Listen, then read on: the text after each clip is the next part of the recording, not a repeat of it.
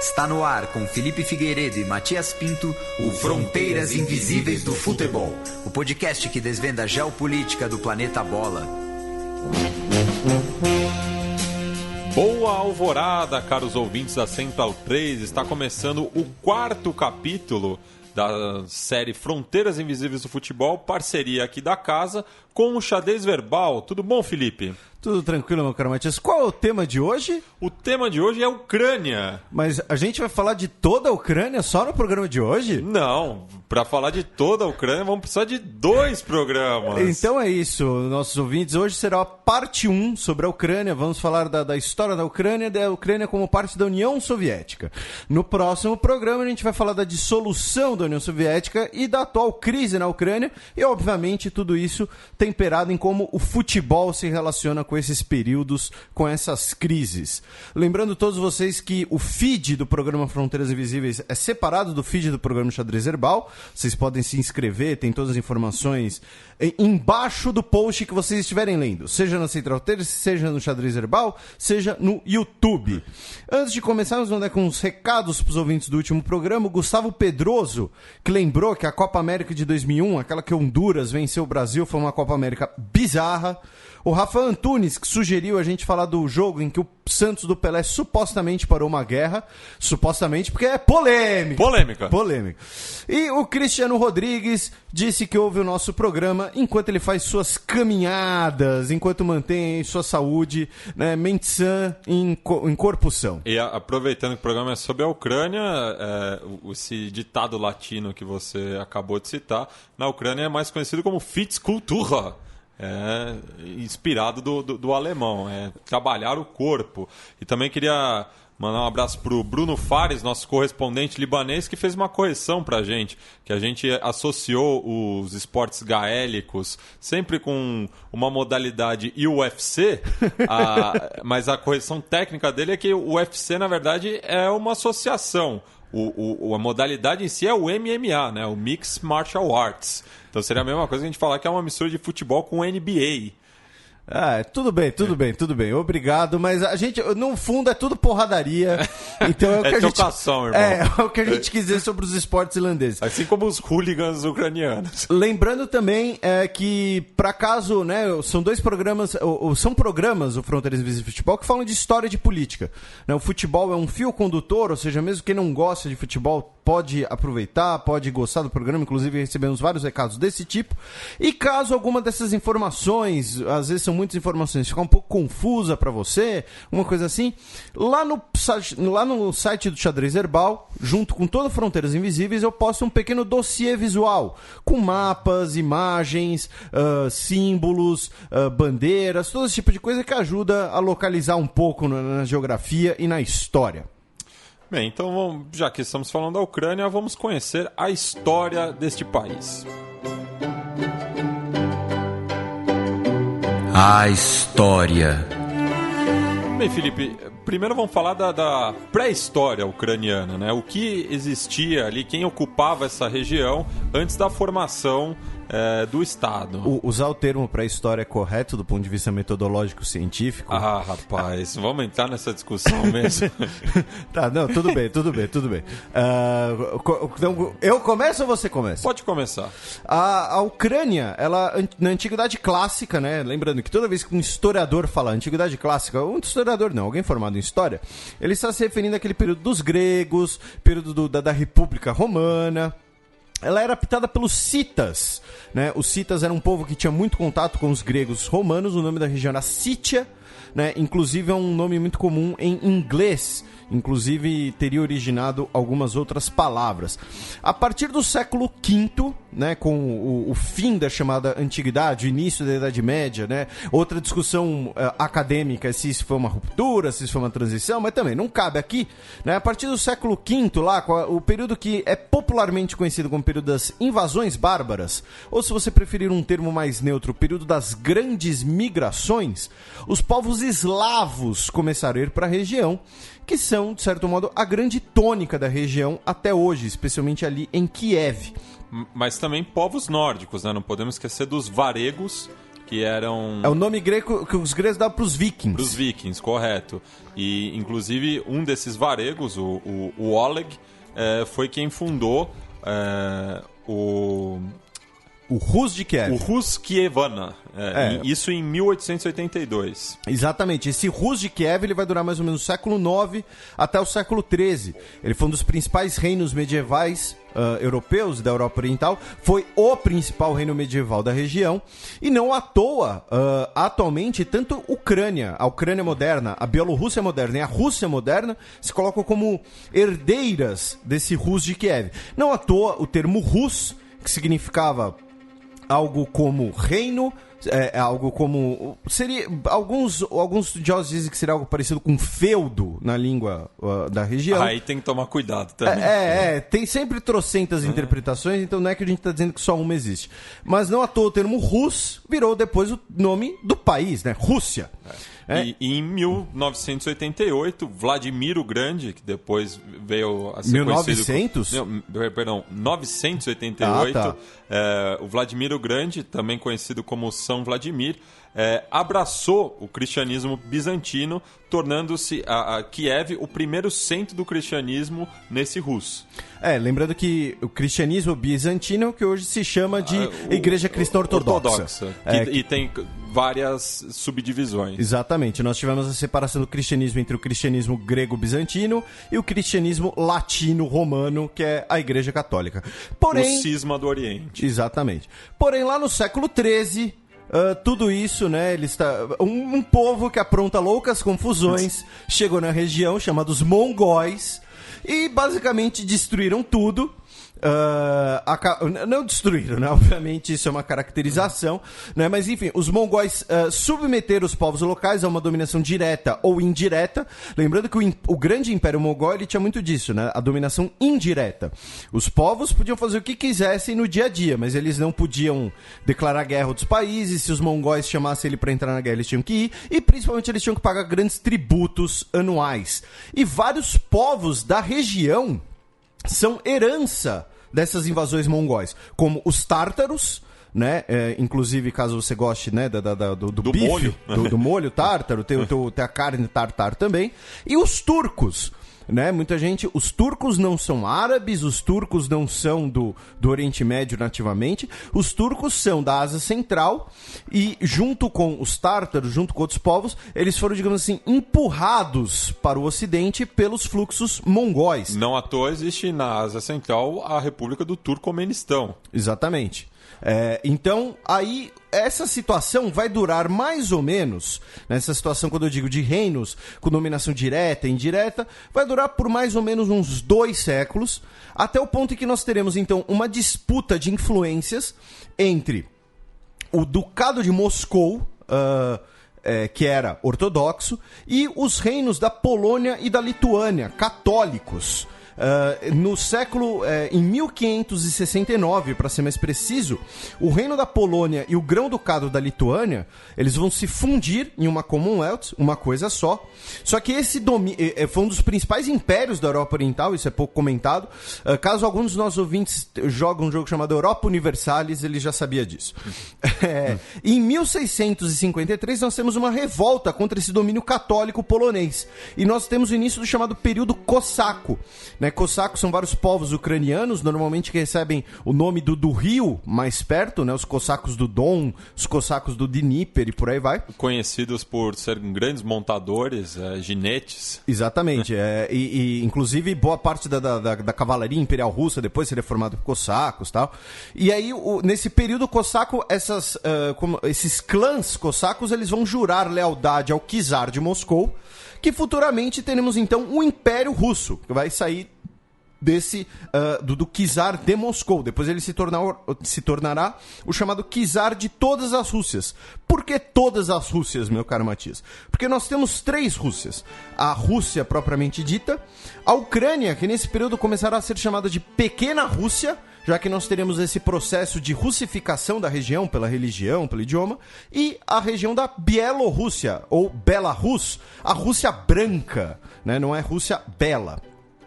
O domínio russo na região vai se concretizar em 1772, quando nós teremos a partição da Polônia.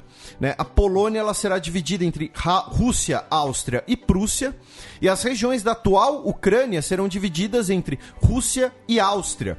Isso aconteceu porque tanto a Polônia como a Ucrânia, né? A Ucrânia fazia parte desse reino, são regiões de estepes, de planícies, terrenos muito férteis, muitos rios, poucos acidentes geográficos, então você não tem como ter uma defesa natural contra esse tipo de invasão, contra esse tipo de partilha por grandes potências. E também a proximidade com o Mar Negro. Sim, no caso ucraniano. Então nós temos aí essa divisão do antigo reino da Polônia e a Ucrânia absorvida, finalmente, totalmente absorvida dentro da Rússia, aí no final do século XVIII, e em parte ainda no reino da Áustria, e depois se tornará Áustria-Hungria, né? Lembrando que não é a mesma coisa. No século XIX, a Ucrânia será absorvida culturalmente pela Rússia, né? Como eu disse, ambos se veem como herança desse Rus de Kiev, e vai ser uma região de muita importância geopolítica, com os conflitos com os turcos no século XIX. Nós teremos a Guerra da Crimeia, lá em 1856, não a atual, né? Que é assunto para o próximo podcast. Exatamente. A importância geopolítica, geográfica da região, ela vem desde essa época, né? Não é à toa que o Putin não gostaria de abrir mão da região da Crimeia. Então aí nós temos aí no século XIX essa consolidação, essa russificação da Ucrânia, até o momento das revoluções russas de 1917, que aí já vamos falar em outro quadro.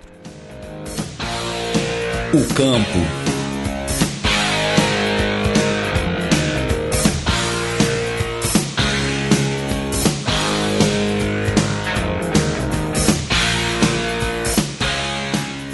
Bem, agora vamos falar do futebol em si, né? De como o futebol chegou na Ucrânia.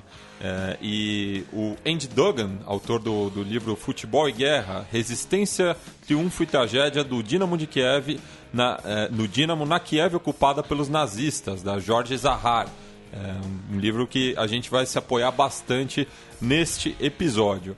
E o futebol chega na Ucrânia. Existem, na verdade, duas teses, né, sobre como o futebol chegou.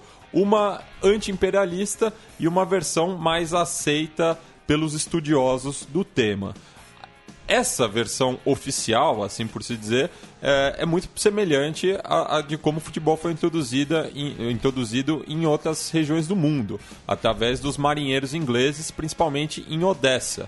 Então, já no final da década de 1870, tem um dos primeiros registros da prática do futebol, que é justamente na a década pós-guerra da Crimeia. Exatamente.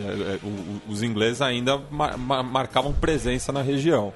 Só que existe uma visão revisionista, assim se dizendo, que o futebol teria sido introduzido na Ucrânia através de engenheiros tchecos que atuavam no país.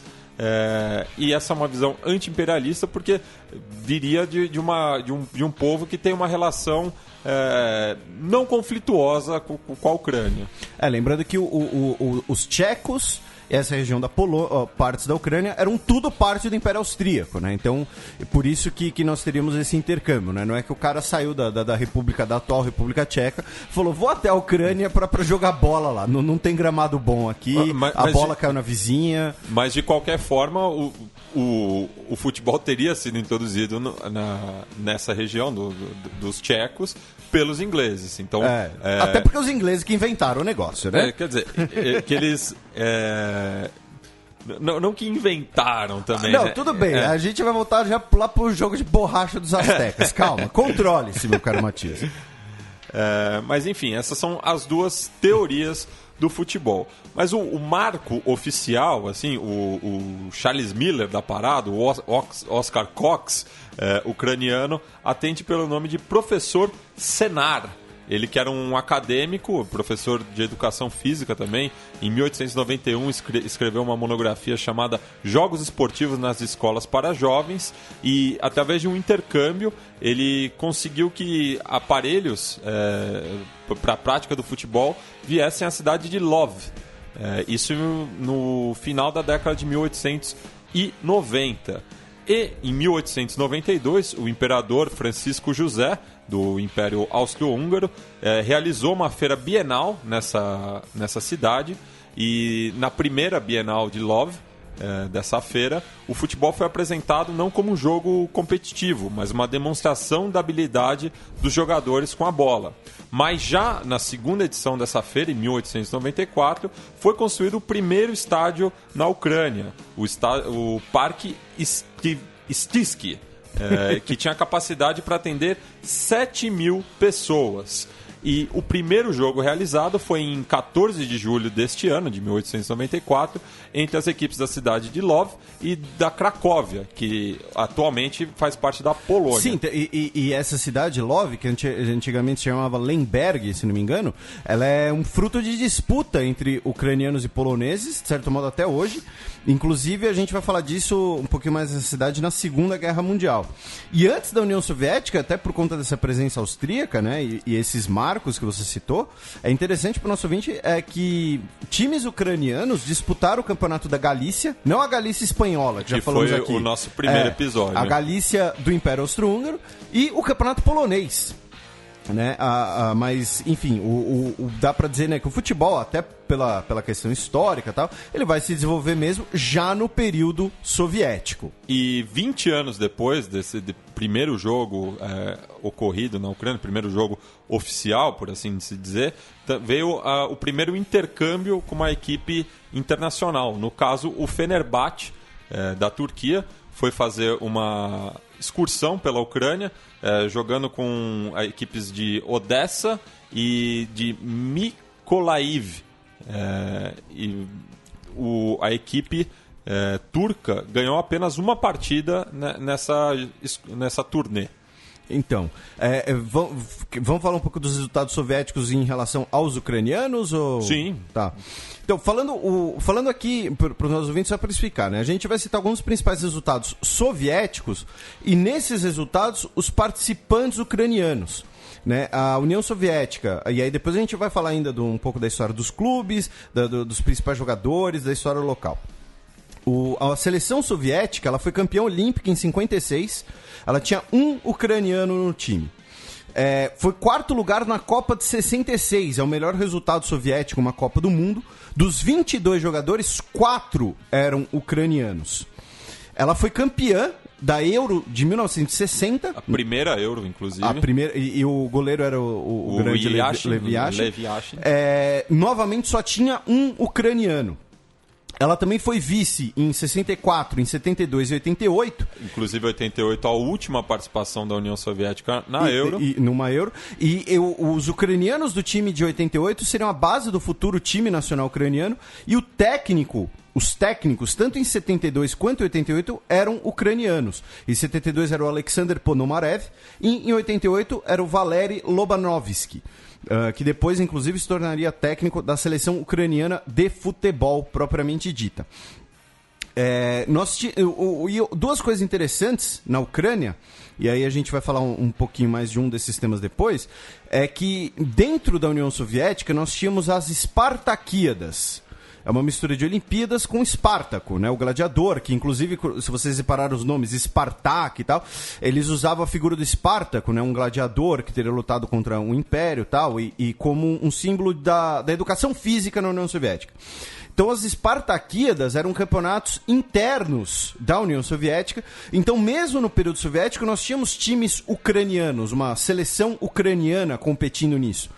E, inclusive, por conta de algumas das principais regiões da União Soviética, quando eu digo principais regiões onde o futebol era mais popular, nós tínhamos 6 federações regionais dentro da União Soviética. A Federação de Futebol da República Socialista da Ucrânia foi formada em 59, né? Então não era apenas uma federação. E a terceira divisão do Campeonato Soviético era uma regional. Então, e era o campeonato da Ucrânia, né? Algumas regiões tinham o seu campeonato, né? Nessa terceira divisão, times semi-amadores.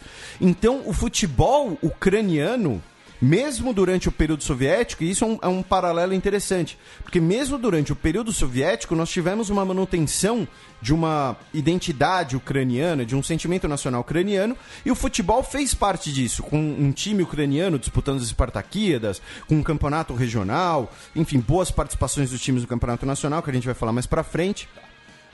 Em novembro de 1927 é fundado o Dínamo de Kiev, através de dois policiais, o Nikolai Karnikov e o Sergei Barminsky. E o Dínamo, como em diversas partes da Cortina de Ferro, era o clube esportivo ou da polícia ou do Ministério do Interior, o Ministério da Defesa, dependendo de cada país. Então, em novembro de 1997, é fundado o Dínamo de Kiev, que se torna, ao longo da história, a equipe mais vencedora da Ucrânia. Só que quando o Dínamo foi fundado, o seu grande rival, o Zeldor, que depois virou o Lokomotiv de Kiev, era o time mais poderoso porque já tinha sido fundado anteriormente. E por que a gente está citando o Dínamo de Kiev? Por conta da passagem emblemática do conhecido Jogo da Morte, né? No qual o FC Start, que era formado por diversos jogadores do Dínamo e que viraram prisioneiros durante a ocupação nazista, jogou contra um time da Luftwaffe, a Força Aérea Alemã, em um amistoso em agosto de 1942, e ficou aquela história famosa de que os jogadores do UFC Start teriam desobedecido às ordens dos oficiais alemães de entregarem o jogo e teriam sido punidos com a morte. Mas justamente o livro do Andy Duggan, que eu citei no começo desse bloco, desmistifica um pouco essa história, que foi romantizada por setores da esquerda, justamente para mostrar uma resistência ao inimigo, ao invasor. Agora, dos principais jogadores da história soviética ucraniana, nós temos 3 destaques que são muito considerados na atual Ucrânia, como, digamos assim, os pais do futebol moderno na Ucrânia, os grandes craques. E, curiosamente, um deles é talvez um dos principais craques soviéticos, o Oleg Blokhin. Talvez a pronúncia esteja meio afrancesada, desculpem. Como todas as pronúncias aqui, peço desculpas. Ele foi o maior artilheiro da seleção soviética, com 42 gols. Ele foi o maior artilheiro da história do Dínamo de Kiev. E em 1975, ele ganhou a Bola de Ouro da revista France Football, que era para o melhor jogador europeu, mas durante muito tempo era basicamente o prêmio para o melhor jogador do mundo, né? Ela era interpretada assim. O segundo caso é do Igor Belanov, que ganhou também a Bola de Ouro em 86. Também foi jogador do Dínamo de Kiev, ou seja, dá para dizer que 2 jogadores ucranianos, em 2 anos diferentes, receberam o na época considerado o prêmio de melhor jogador do mundo. E o terceiro jogador que está nesse panteão dos grandes jogadores ucranianos é o Vitaly Starukin, que ele inclusive estava na seleção ucraniana, na seleção soviética, desculpem, dos anos de 1960. Então esses 3 caras são considerados os principais jogadores da história do futebol ucraniano e marcos também na história do futebol soviético, né, que tinha essa questão de os principais jogadores da seleção soviética normalmente eram dos times de Moscou, só que sempre tinha um do Dínamo de Kiev ali intrometido no meio, e no caso desses 2 especificamente, foram caras de muito destaque. Agora, falando em Dínamo de Kiev, né, o retrospecto dos clubes, meu caro Matias. Então, o Dínamo de Kiev conquistou 13 campeonatos de 54 disputados, é o maior campeão soviético, como você bem mencionou, era o único time que batia de frente com o centralismo moscovita. Ganhou 9 Copas no geral. E em 75 e 86 ele conquistou a Recopa da UEFA, que não é uma competição que não existe mais. Era a Copa dos Vencedores de Copa. Ou Copa das Feiras. Aí você foi longe, hein? Aí eu fui longe. E em 75 ganhou a Supercopa da UEFA contra o campeão da Copa dos Campeões da Federação Europeia. Que era o Bayern de Munique do Franz Beckenbauer. Depois do Dínamo de Kiev, a equipe que atingiu o maior... Fala só de Dnipro. Dnipropetrovsk, que ganhou 2 campeonatos e nessa temporada última foi vice-campeão da Liga Europa. E temos também o Dnipropetrovsk, perdão pela pronúncia novamente, que ganhou 2 campeonatos e na temporada passada, estamos falando já do presente, foi vice-campeão da Liga Europa. E também temos o Zoria Voroshilograd, o atual FC Zoria Luhansk, que ganhou um campeonato também. E além desses times, que foram os times ucranianos que ganharam o campeonato, né, e atualmente Luhansk é uma cidade extremamente pró-Rússia nesse atual conflito, né, que vai ser o tema do nosso próximo programa, nós tivemos o Shakhtar Stalino, que ganhou 4 Copas, que é o atual Shakhtar Donetsk, ou seja, que também é uma região pró-Rússia, embora ele tenha a direção do clube tenha ficado pró-Ucrânia, mas aí entra no tema do próximo programa, apenas para contextualizar, o Shakhtar Donetsk, que o antigo nome dele homenageava o Stalin. O time dos mineradores. Exatamente. O Karpat Lviv, o Lod, né, ganhou uma Copa. E o Metalist Kharkov também ganhou uma Copa, que é o time dos metalúrgicos, que é onde até pouco tempo atrás, para quem, né, gosta de futebol, campeão de futebol, jogava o Cleiton Xavier, que atualmente joga no departamento médico do Palmeiras. Vamos localizar o conflito entre Ucrânia e União Soviética, Felipe? Vamos lá. O mapa. Em 1917, nós temos as revoluções soviéticas, as revoluções russas, melhor dizendo. Né? Por que eu uso o termo plural? Porque nós temos a revolução que derruba o governo do czar, instaura o governo provisório dominado pelos mencheviques e, posteriormente, em outubro, no calendário russo da época, ou novembro no nosso calendário, nós teremos a Revolução de Outubro, ou Revolução Vermelha, ou Revolução Bolchevique, em que nós teremos a instauração do governo soviético propriamente dito. Na Ucrânia, nós teremos 3 forças em luta. Os vermelhos, né, os bolcheviques, aliados aos pretos, que são os exércitos anarquistas do Nestor Makhno, que é um dos principais líderes e teóricos anarquistas da história. A República Popular da Ucrânia, que é um movimento que busca lutar tanto contra o czar como contra os vermelhos, buscando uma Ucrânia independente. E eles terão apoio alemão e polonês. Depois, inclusive, vão entrar em disputa com a Polônia, né, nesse conflito territorial que já mencionamos.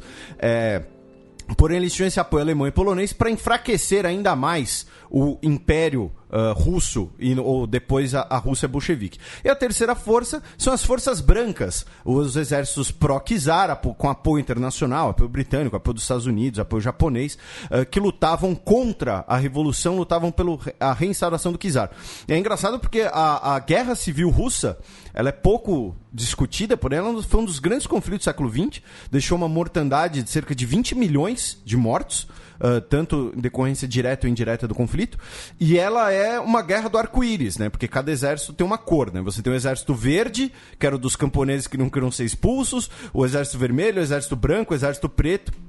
Mas, enfim, depois de todo esse conflito, nós temos o estabelecimento na Ucrânia de um governo nacional em Kiev e um governo bolchevique vermelho em Kharkov, que fica bem no oriente da Ucrânia, que é basicamente já um desenho do que acontece atualmente na Ucrânia, né? Por isso que é sempre bom, né? Para você entender as coisas que acontecem hoje, é só a gente olhar para o passado. Aí nós temos a Vitória Vermelha e uma anexação polonesa da região ocidental da Ucrânia. A Polônia vai retomar as antigas regiões que eram do Império Austro-Húngaro. E lembrando, né, que o Exército Vermelho ele acaba ocupando Kiev em janeiro de 1918 e aí se inicia um dos períodos de maior instabilidade na região, visto que ainda estava no contexto da Primeira Guerra Mundial. Os alemães buscavam... justamente a Ucrânia sempre foi conhecida como o celeiro da Europa e os alemães estavam de olho nessas posições. Então eles ocuparam também a Ucrânia em 1918, criando um governo nacionalista comandado pelo Simon Petliura. E só que como o Império Alemão já estava desgastado pela frente ocidental, ele acaba saindo da Ucrânia, os bolcheviques voltam a dominar a região e o Petliura também acaba saindo. E nesses 18 meses que se seguiram, o Kiev, a capital hoje da Ucrânia, mudou de governo 18 vezes. aqui, né? Basicamente um sai, outro retoma, outro toma de volta. Em 1922, nós temos a formação da República Socialista Soviética da Ucrânia como uma das fundadoras da União Soviética, né? Ou seja, e é por isso que, e depois a gente vai falar um pouquinho mais disso, né? É interessante as pessoas lembrarem, a União Soviética era formada por 15 repúblicas, cada um tinha algum grau de autonomia interna, inclusive autonomia internacional, como veremos mais para frente. Na década de 1930, com o Stalin, é retomado um processo de russificação, de inclusive você reprimir identidades regionais, identidades locais. E nesse período nós teremos a questão da coletivização da agricultura, a apropriação da produção, o remanejamento de produção agrícola, que era a repressão da classe dos kulaks, que, caso vocês se lembrem das suas aulas de história, que nós temos a nova política econômica do Lenin, dar um passo para trás, para dar dois para frente, e você estabelecer uma economia de mercado, pequenos produtores, eram esses caras, os kulaks. Você tem a repressão aos kulaks, você tem esse confisco da produção agrícola, e por consequência você tem um episódio que é o Holodomor, que é considerado um genocídio do povo ucraniano, inclusive o governo brasileiro reconhece isso como genocídio, que é considerado um genocídio porque a fome... as pessoas morreram, foram cerca de 5 milhões de mortos por fome, e uma fome induzida pela ação humana, né? No caso, esse confisco de produção, a recusa do governo de Stalin de aceitar ajuda internacional, com medo de que isso acabasse fomentando uma rebelião dos ucranianos. Então nós temos um episódio que é muito importante para entender as relações entre Ucrânia e Rússia, né? Já que a Ucrânia se vê como vítima de um genocídio do governo soviético, obviamente centralizado em Moscou. Em 1939, o território ucraniano é expandido, já que a Polônia é invadida de um lado pela Alemanha nazista e do outro pela União Soviética, e os territórios que a Polônia tomou da Ucrânia com a Revolução de 1917 são tomados de volta, e nós temos inclusive um massacre da população polonesa dessa região por tropas soviéticas, por tropas ucranianas, por habitantes ucranianos. A Ucrânia ficará sob domínio nazista até mais ou menos 1944, né, como o Matias contou na parte, né, do jogo da morte, do futebol como uma maneira de resistência. Os ucranianos, nós teremos dois tipos de luta dos ucranianos. Alguns vão lutar contra os nazistas e contra os soviéticos, e nós também teremos muitos ucranianos que vão lutar pelos nazistas, especialmente na bandeira nazista de que a expansão do nazismo era uma luta contra o pensamento bolchevique, contra a expansão do comunismo, e como o Matias tinha comentado também no contexto da Primeira Guerra Mundial, a Ucrânia era muito importante porque é um terreno muito fértil, então ela era vista como o futuro celeiro do Império Alemão. Em 1945, após a Segunda Guerra Mundial, a Ucrânia é uma das fundadoras da ONU. Por quê? Porque a União Soviética temia que a Assembleia Geral da ONU, a ONU foi formada por 51 repúblicas, 51 países. Né? 50 assinaram sua fundação, mas quando ela entrou em vigor, a Polônia já era independente. Então foram 51 países. A União Soviética temia que o bloco ocidental, o bloco de países alinhados aos Estados Unidos e ao Reino Unido, fosse muito maior. Então ela insistiu para que a União Soviética tivesse 3 fundadores: a Rússia, a República Soviética da Rússia, a República Soviética da Bielorrússia e a República Soviética da Ucrânia. Então a Ucrânia, embora fosse parte da União Soviética, ela é considerada no direito internacional uma das fundadoras das Nações Unidas. Em 1953 nós temos a morte do Stalin, e quem assume o cargo é o Nikita Khrushchev, ou Khrushchev, dependendo da pronúncia que você escolhe. Nesse caso, as duas são aceitas, tá? Antes que fale. O Khrushchev, ele vai empreender uma política de desestalinização, né? Inclusive é muito famoso o seu discurso no Congresso do Partido Comunista Soviético, em que ele vai denunciar os crimes de Stalin. E ele era um ucraniano de coração. Ele nasceu na Rússia, porém apenas 10 quilômetros da fronteira com a Ucrânia. Ele se considerava um ucraniano, ele tinha muita identidade com a Ucrânia. Alguns biógrafos dizem que inclusive isso tinha a ver com uma menininha que ele era apaixonado na escola. Isso é sério, eu tenho uma... não é eu tenho uma... É sério, eu já li uma biografia, um trecho da biografia dele, né? Mas enfim, ele... Foi a fundo essa biografia. No governo do Khrushchev nós teremos uma nova constituição ucraniana, e em 1954, como aniversário da Ucrânia como parte inclusive do Império Czarista, ele dará um presente para a Ucrânia: a Crimeia. Né? A Crimeia ela era parte da Rússia, ela era território soviético e parte da Rússia, e ele coloca a Crimeia sob jurisdição, sob a administração ucraniana. Até pela questão de você controlar ali uma questão de barragens, de produção de energia hidrelétrica. Tinha uma lógica econômica também, tá? Não é só uma caracterização. Novamente, as línguas mais soltas vão dizer que ele fez isso porque ele estava bêbado. Eu já falei disso no YouTube. E é a origem de todo esse problema que temos hoje, né? Em 1954, uma das regiões mais importantes do ponto de vista de bases militares, do ponto de vista geopolítico, já que logo ali do lado você tem a Turquia, os estreitos de Bósforo e Dardanelos, a Turquia como parte da OTAN, você entrega para a Ucrânia, né? Que é a origem da atual crise na Ucrânia. Por isso, é o momento da gente parar e deixar o cliffhanger pro nosso ouvinte ficar querendo entender. Gostinho de quero mais. Querendo entender o que mais aconteceu. Mas lembre-se, foi o Nikita Khrushchev, em 1954, que passou a Crimeia para a Ucrânia. Até esse momento, a Crimeia era parte da Rússia apenas. Bem, e durante o programa eu indiquei o livro do Andy Duggan, Futebol e Guerra, então faço novamente. E a minha contradica do programa de hoje é o filme Fuga para a Vitória, de 1981, que é inspirado livremente nesse caso do Deathmatch. O filme é protagonizado pelo Sylvester Stallone, tem participação do Michael Caine e do Pelé. E do Pelé, o Pelé que faz o capitão Luiz Fernandes, que é das Antilhas. E ele aprendeu a jogar bola com laranjas. Essa cena é memorável. E tem também outros ex-jogadores que dão ar da sua graça, o Bobby Moore, o Oswaldo Ardiles. Então, um filme interessantíssimo do ponto de vista da bizarrice, porque o filme é tão ruim que chega a ser cult.